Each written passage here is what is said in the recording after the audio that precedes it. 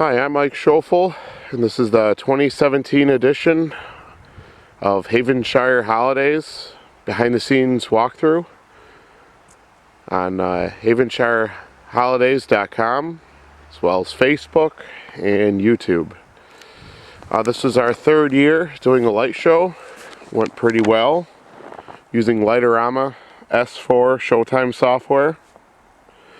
This year we had a total of 10,293 RGB channels. There are 3,431 pixels. Total of 30 RGB props. Grand total of 88 props. 10,351 channels and 15 prop groups. Kept a lot of things the same as the previous years. We had just basic perimeter lighting with LEDs. We have our Tune 2 sign, the elves. Two spotlights are kind of under snow right now. If you go to the far other side, I'll show you in a second here.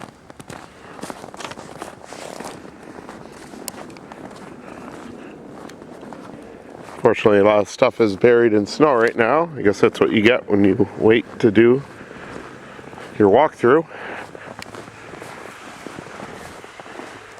We have our Santa right there. He's got a radio station on it as well. He's got a spotlight under the snow. But also, we added a pixel matrix, which allowed us to put our radio station right up on the house. So that helped a lot too. See the middle rectangle line, but not the siding?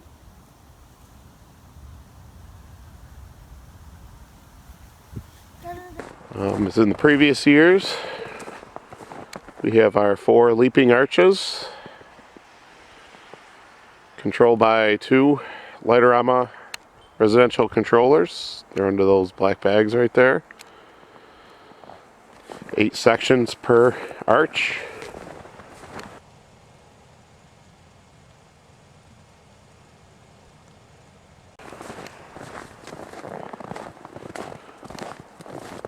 Got some candy canes there. We wrapped a couple trees with red, green, white. Got this tree here. Got a little bit in this tree back here. Hard to see, it's gotten blasted with the snow from the snow blower. Did that bush over there. And then also on this side.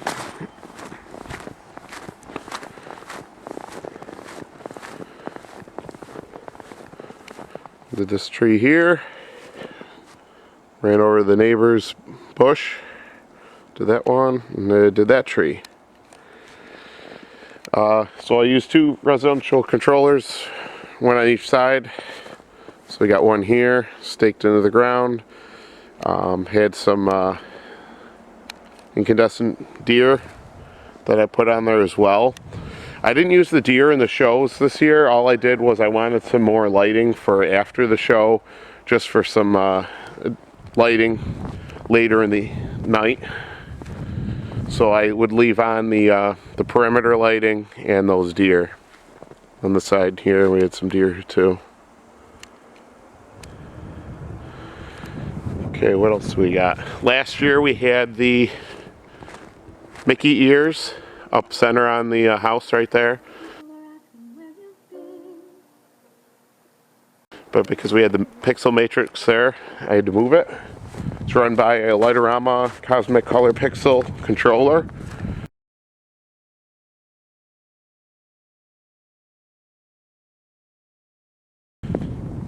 In DMX mode.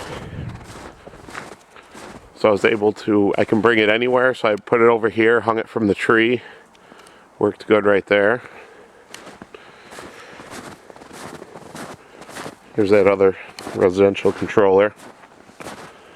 So there were unused channels I'm going to do something different with all those LED lights anyways. I'm not going to wrap the trees. Really never comes out the way I like it, and it's a big pain. So I have enough of them made into super strings, which is red, green, white, where I'm going to make a mega tree. And just got to figure out which side I'm going to put it on. The computer is in the basement, runs the Light-O-Rama software, which I'll get to, I'll show you. But I have it, I have a RS485B, which allows 2 separate Light-O-Rama lines to run off. One of them runs through the house, through the garage, comes out here. So you can see I poked a hole right there. And then the line would run, it's under the snow, run all the way through here to that controller there. Over in here, I got my transmitter here. Still using the Whole House 3.0. Works pretty good. The only thing I'm going to do though is I'm actually going to upgrade, get something new, and keep this as a backup because I don't have a backup. Again, I have to put on timer. I just don't feel the need to run certain equipment 24/7. I think it'll only just burn it out quicker. Side. So I can get in here. I got 2 lines that come out here. One is the Light-O-Rama, and then that will go to that residential controller over there. And the other one is for my E131 network, which is DMX over IP. And that comes over here and runs to my Falcon controller. Now technically I only have 1 pixel controller running all my pixels. It's doing the whole house in RGB outline, the roof line, and around the garage, around the windows, and the sides. And then I'm utilizing 4 of the expansion, the 4-string differential receiver boards. So I have 2 of the expansion boards in boxes. One is up on the upper right hand corner of the house there. The other is in the upper left hand corner of the box right over there. And then 2 others powering my 8 twig pixel trees.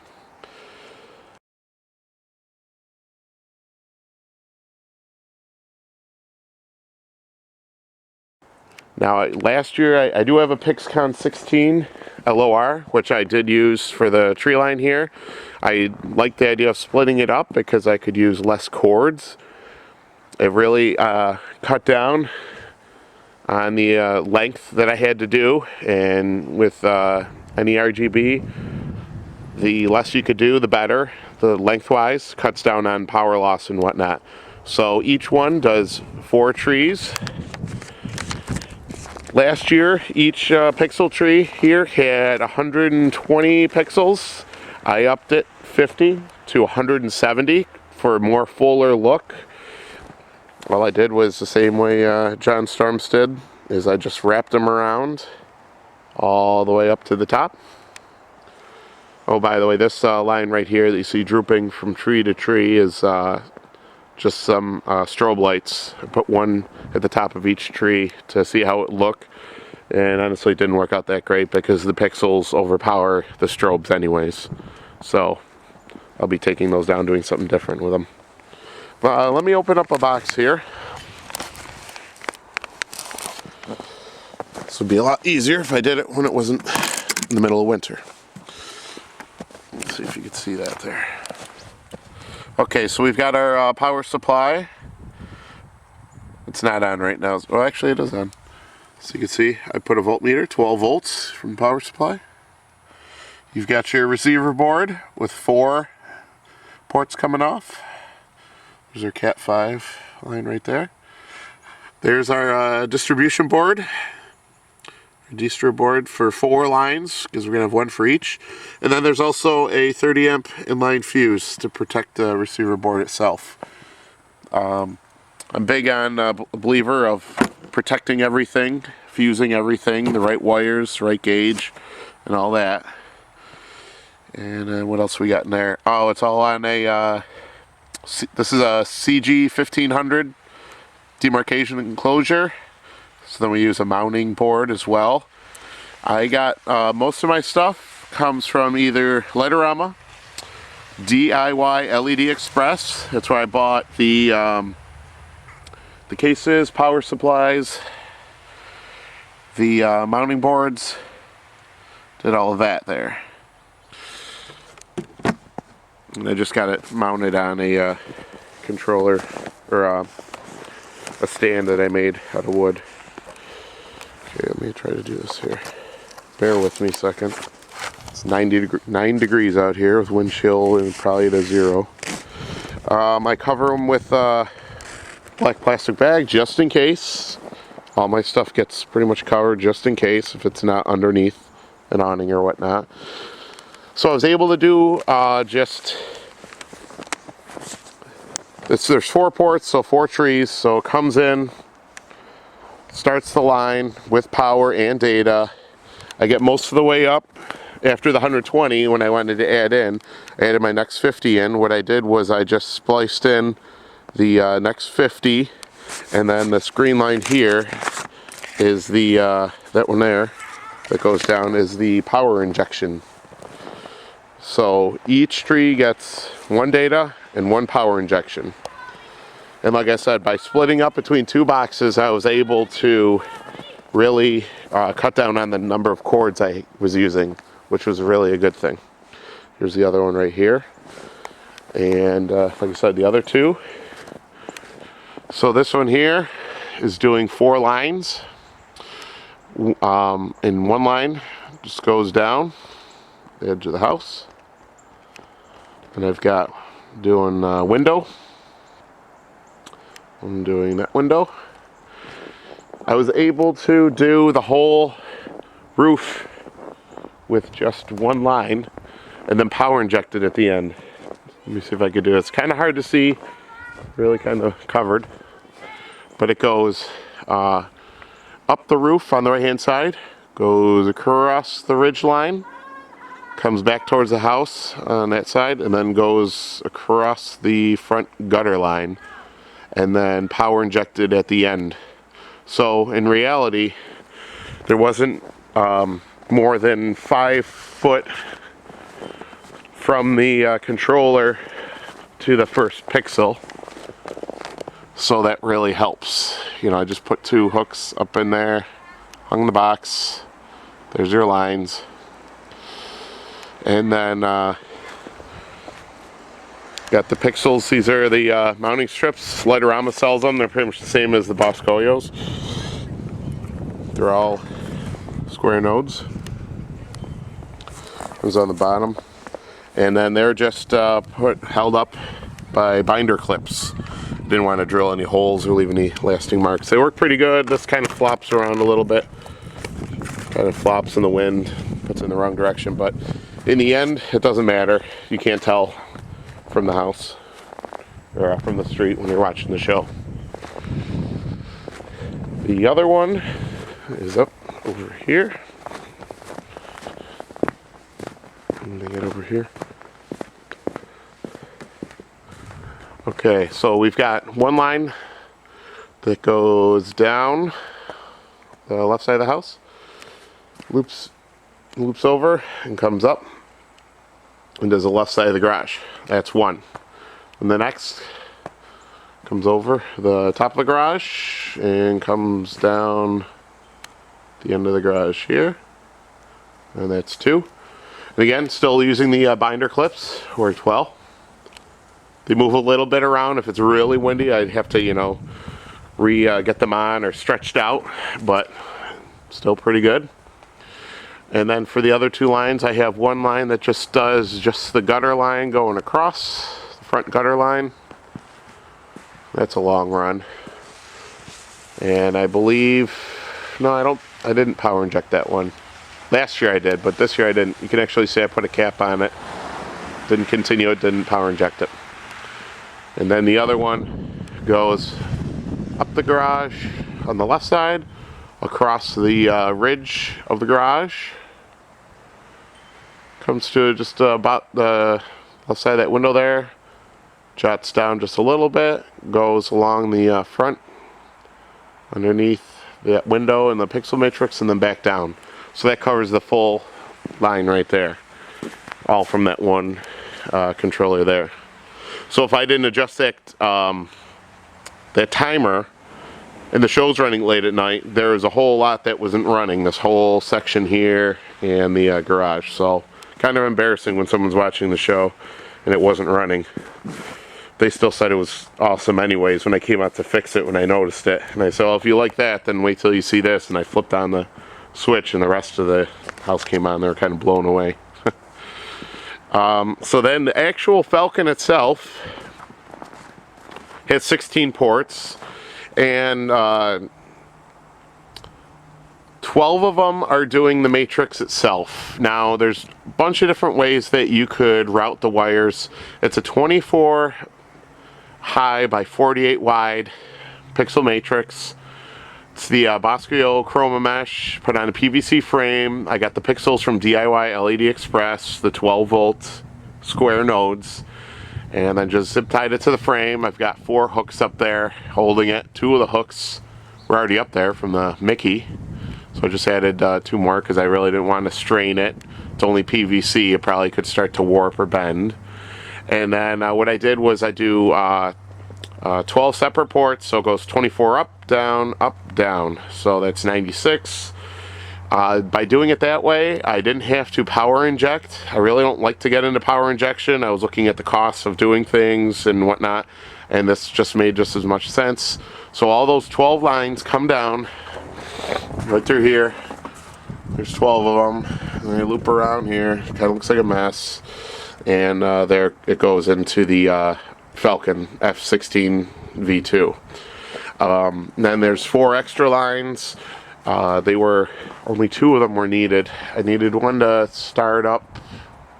I think it had to cover that one right there, and actually maybe I had to cover that one. Yeah, and that window there, and then this window down here. The windows only have 50 nodes each. There's not much on them. I know I could have definitely. I mean, I think the Falcon can do over 8,000 pixels. Like I said, my totals. What was my totals? Total pixels I have 3,431, and over 1,100 of them are just the matrix alone. So I mean, I definitely could have maxed it out a lot more. I didn't. I'm not worried. I don't care. Let me get my gloves off here so I could get down in here and show you. I think I'll add in some pictures so you can see a lot of this stuff too, back when I was designing it, making it. But I got 2 CG 1500 enclosures. The top one is the controller, the bottom one is just the power supplies. I got 2 power supplies, 12 volts, 360 watt, one for each bank. Oh, and these lines coming off, well, I'll get to that. Let me see if I can open this for you. Okay, so I got 2 power supplies. And if you look over here, I've got the voltmeters hooked up to them. So that one's 11.9. That one is 11.9. 12 now. Was 11.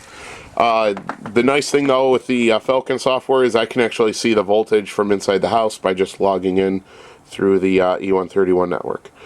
I've got the fuse blocks. These are just automotive 30 amp fuse blocks. They're really nice. Got them off eBay, $2 each. So that way I have 2 30 amp fuses fusing the main lines that are going up to the Pixel controller, and then I actually have 2 others. You see, those are 5 amp. I set up 2 power injection lines, which I didn't need this year, but there are these 2 things flapping down here. But that way I covered it all just from the one fuse block. Sorry, it's getting cold out here. You can also use, I have some distribution boards. Those are nice too. It just depended on how many I needed for the controller of what I used. Like the receiver boards, I used a block, and then you know, because that covers 4. Then I used an inline fuse. It both work good. So those are 12 volt power supplies. Let's see if I can close this up. just heavy duty landscape, low voltage wire. Get it cut to size. They run, these are these ones here are the lines that go to this is a timer device. I get the AC power. It's but let's see if we can see them. These two heavy duty lines right here run up. They're right here. See, yeah, there we go. Right through here into here. So let me open this up, and it gets a little crazy in here. But you've got your main board right in there, the F16v2. It's getting the Ethernet from there. It is on right now. It's hard to see with the glare. The ribbon cable hooks into, there's the differential expansion board. It allows 4 ports to head out to the 4 receiver boards. So there's 2 lines there. These two blue ones go out to those twig trees, and then the other 2 go to those boards up on the house. So they're pretty long lines, but I think they can go like 400 feet away or something like that. So it's not really that much a worry. Let's see, you have the power going in on the left and right hand sides. Again, I'll try to add in some pictures so you can see all this better. It does allow some DMX outputs. So there's the Mickey ears, the Cosmic Color pixel controller. That one's going out there. I think I'll add in some floods next year, so that would be another DMX device. I've got the P7 glands underneath. I've got everything kind of going in here. I got the clamps, got the glands. I've got glands all on this side here. It's just whatever I could get to fit in there. Alright, so that kind of covers that there. Let me move to the next area. Okay.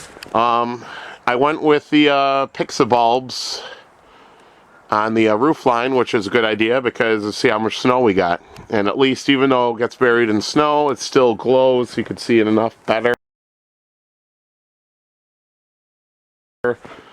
If it were just the square nodes, there'd be no prayer for them at all to be seen. But the let me see if I have a piece here.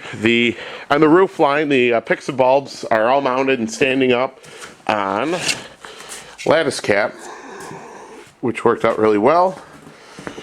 I'll show some pictures, but I was able to run the wire in the channel of the lattice cap and then get the bulbs to stand up. And I drilled some holes and zip tied them into place so they can't fall left, right, forward, back. They stay facing the way they want. Then I line out the channels on the roof, and I've got let's see if you can see. I would hook them to the gutter nails so it would hold on that side and run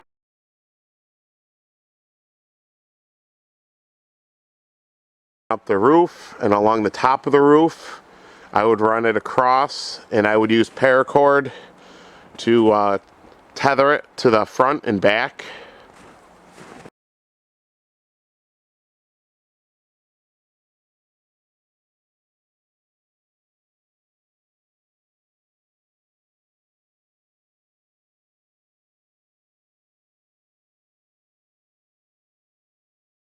Roofs, the gutter nails, and it would hold in place. Basically it can't, go forward or back.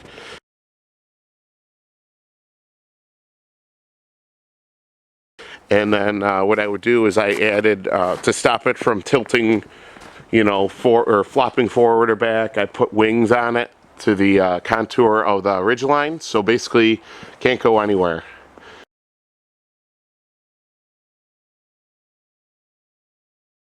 And then there's some spots, right along the house where I was able to use binder clips again.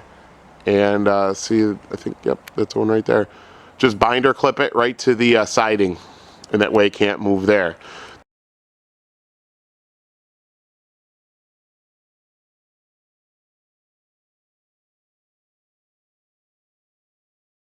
The goal was to not drill any holes.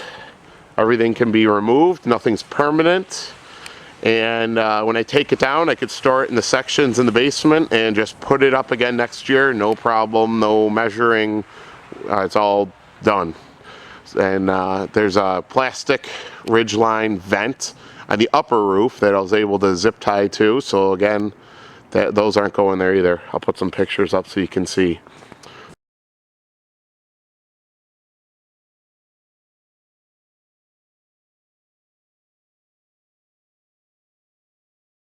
So whenever I can finally get up there, take it down, I'll just take it down in sections. What I did at the end of the lattice cap sections, so some required more than one, I just used like a chain piece to tether it from one to the next, so it provides relief on the pixel string, the wire, so it won't, you know, rip the wire out of the sockets.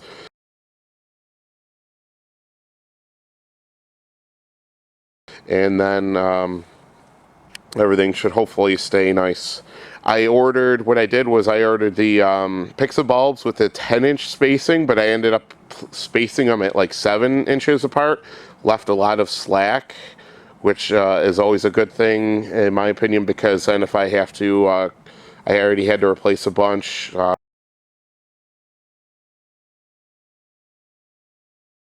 Cut them out and solder, you know, in the new one, the replacement. I got plenty of slack to work with. Just similar to like this here. On the gutter lines, what I did was J-channel and PVC pipe, and then I just zip tied them to that.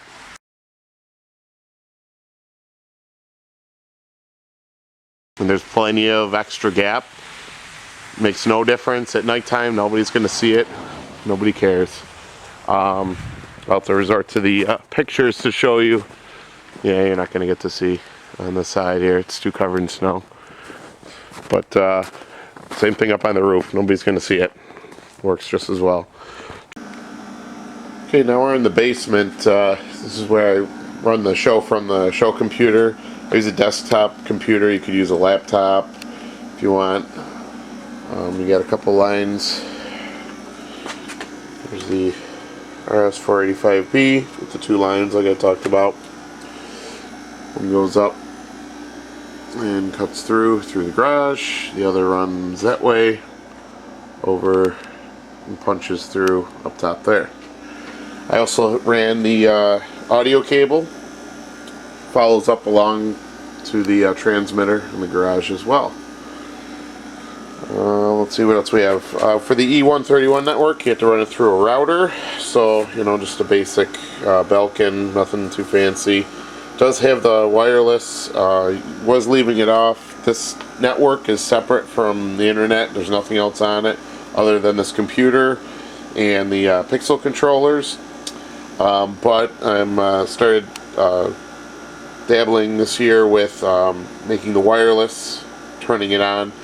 I can remote desktop connection RDC into the computer to make adjustments. Typically I use my laptop, do all my sequencing, save the file on a zip disk and then or a zip drive, and then run down here, pop it in and upload into the computer.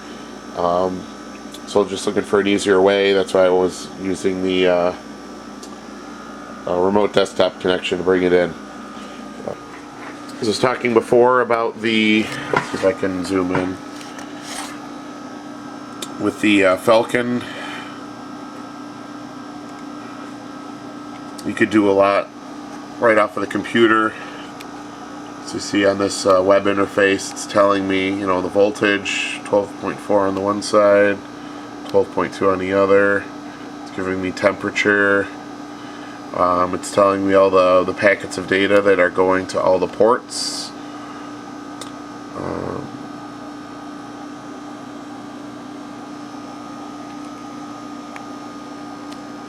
Can also tell me about the serial ports. Output 1 had the Mickey ears in DMX mode. This is where you set up all your E131 connections, specify your universes, the string ports. One thing you'll learn that when you set up your E131, a good idea is to not pixel pack anything. Each separate prop should get its own universe. Universes are cheap. You can have 999. In my case, I have 41 universes to run my show, and off of some of the ports, there's multiple universes. Like this one right here. Let's see, it's port 18. Has 4 different universes running off of it.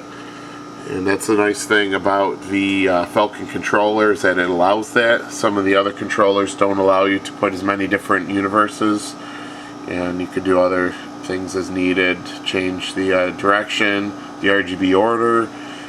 As you can see here in the brightness column, most of my pixels are running at only 70% brightness. That's all that's really needed. See a lot of the 40%, those are the pixel matrix. Surprisingly enough, that matrix is only running at 40%, which also cuts down at the needed power to it. So there's all that. You can put in your IP settings and change those through here.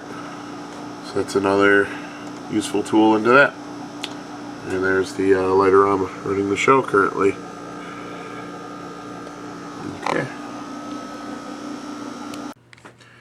Okay, last thing is I want to show you some of the Light-O-Rama Showtime software, how my setup is. On the network configuration screen, you can see where you type in the adapter address, and that's E131 protocol. And here you can see how I have a lot of the different universes. As I said before, I have 41 universes.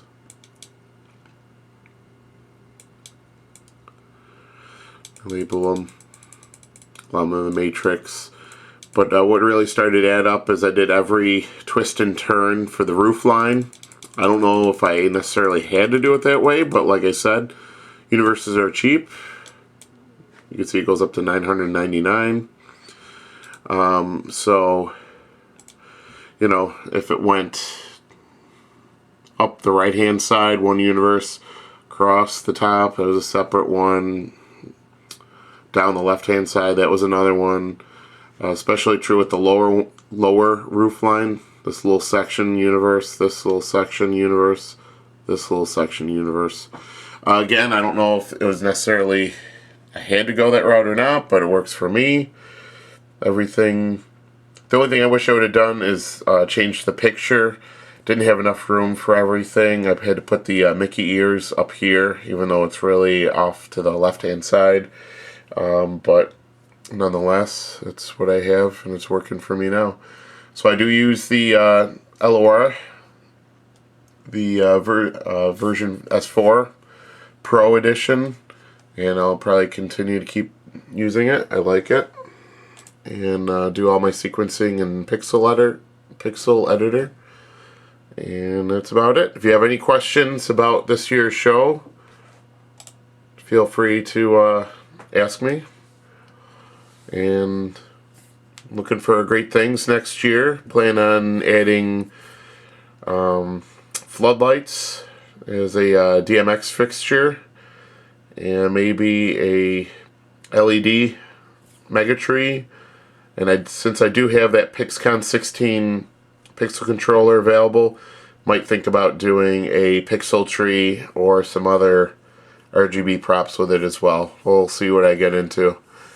Okay, thank you very much.